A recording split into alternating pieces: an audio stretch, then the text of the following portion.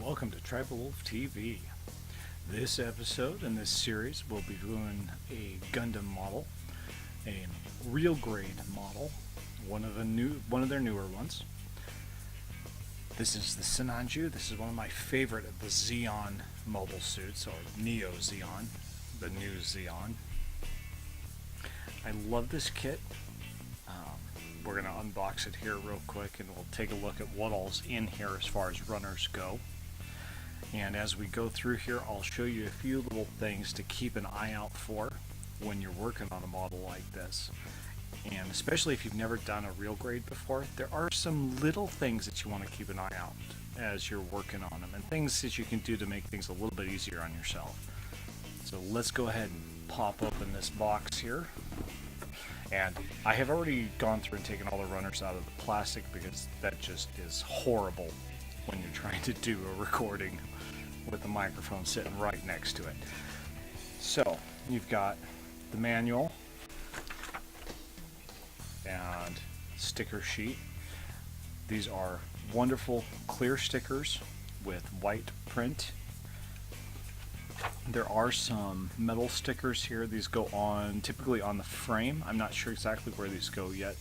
Won't know until I'm looking through and actually looking at the manual to see what all's there. But typically they go on the frame pieces to give it just that little bit extra detail. Now you could take and kind of color match these if you've got silver and kind of copperish. Looks like it's kind of a copperish gold or an antique copper look that you could match those up with. And I might, considering I have some Vallejo paints. I love Vallejo acrylics. They're great for hand brushing in metallics that are this color. I may do that instead of these stickers on those frame pieces. We'll just have to see. And in here you've got all of your different pieces here. We'll move the box out of the way here.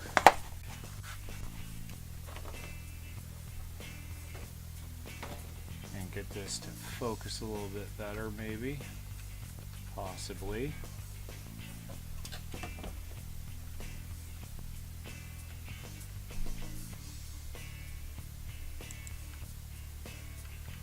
There we go. Now,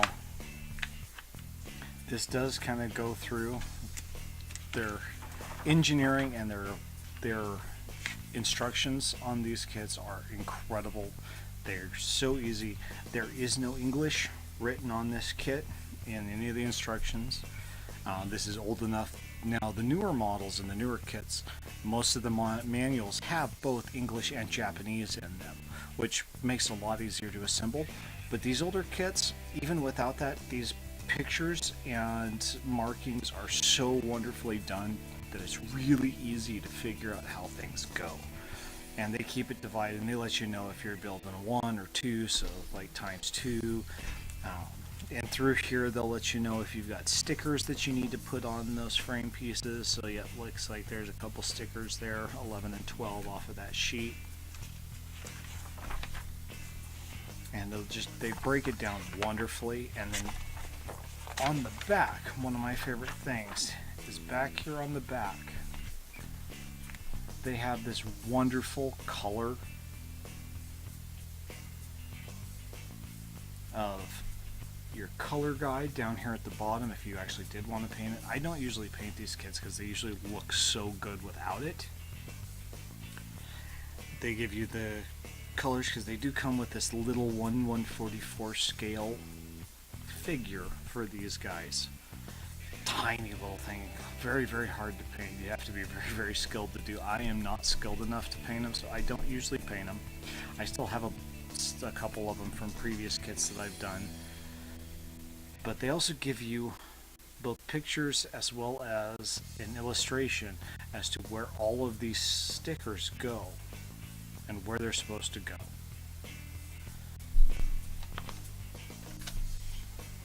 Alright, let's take a look at the runners. There are some beautiful pieces, and this is a nice kit. So this has wonderful mechie plating, gold pieces. This is your H1 runner. So this has all of your gold pieces that'll be used in this kit.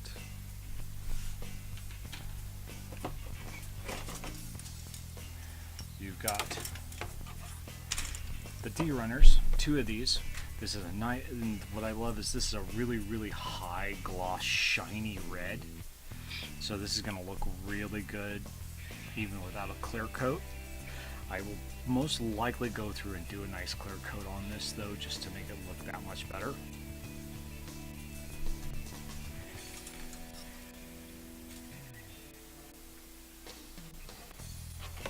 There is the C runner.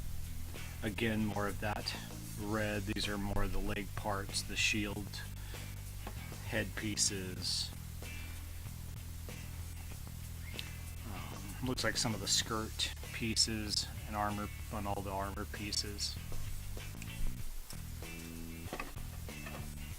This is the G runner. These are all the black pieces. Most of these are going to go as accent pieces on all of this Meki plated gold.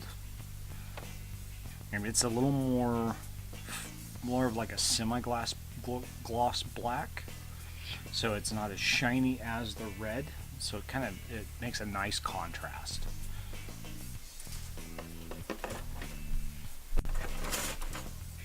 We've got E1,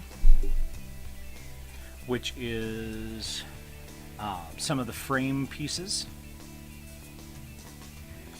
And these are going to go underneath a lot of the armor parts. And some of it will show through, some of it won't. But even this is highly detailed in a lot of the stuff that's shown on there.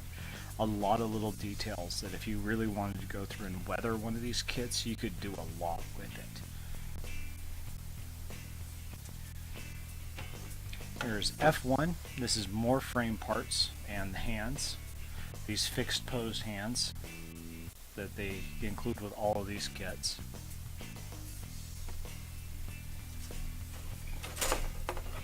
We've got,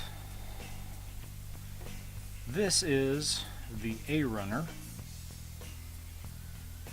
and this is the weapon pieces and fuel canisters, and looks like some of the white pieces that I do believe go to the jets that are on his back, as well as down here. This is a little bit more flexible plastic.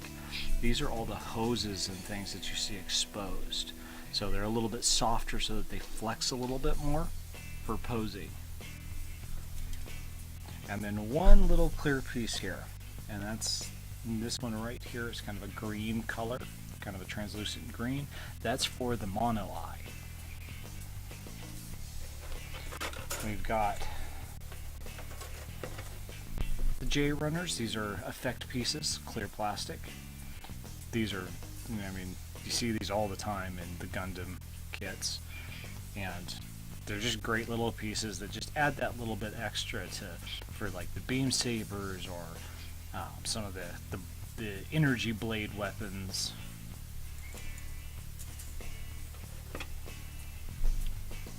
And then we've got H2. These are yellow pieces. These are pieces that are just little small accents that aren't gold. These are some of your base level pieces, vents and things of that nature that kind of stick out on the chest.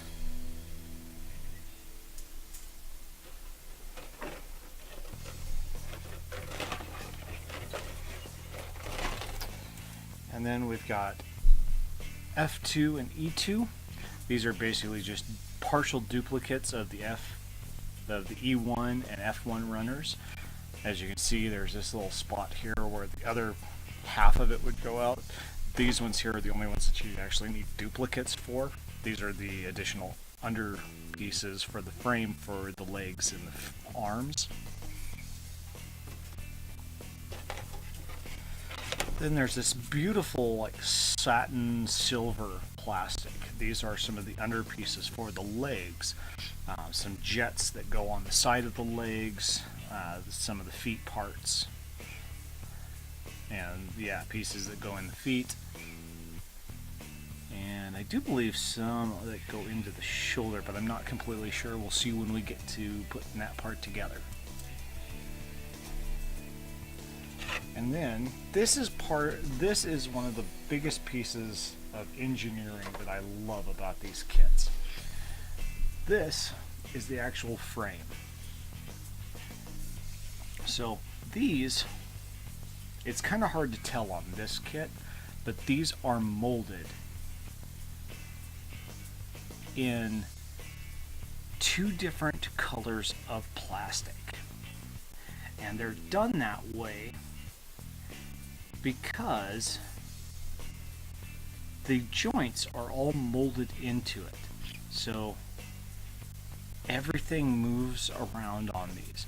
Now when you're working with these, what's really important is once you snip these off of the sprue, what you want to do is you actually want to kind of go through and just work the leg pieces, the legs or the arms, and you kind of want to move them around so that all of these pieces that are supposed to move. If you don't do that, you can oftentimes end up breaking pieces once you get it all assembled and go to pose it and move the pieces around. Because they'll get stuck and they'll hang up on the frame pieces or the armor pieces and they won't want to move, and you'll try and force it and you'll break something.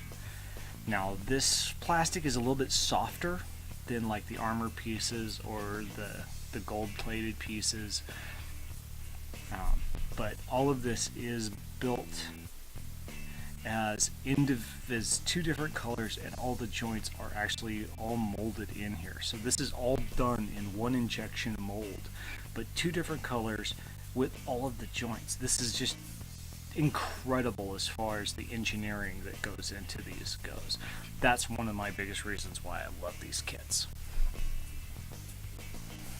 So over the next few episodes, I'll probably split it up into one episode I'll do the legs, one episode I'll do the arms, one episode I'll do the torso, one episode I'll do the head, one episode will be the final assembly of putting everything together with weapons and all that. We'll kind of see how things go, but this is just kind of a quick overview, and I will see you in the next one.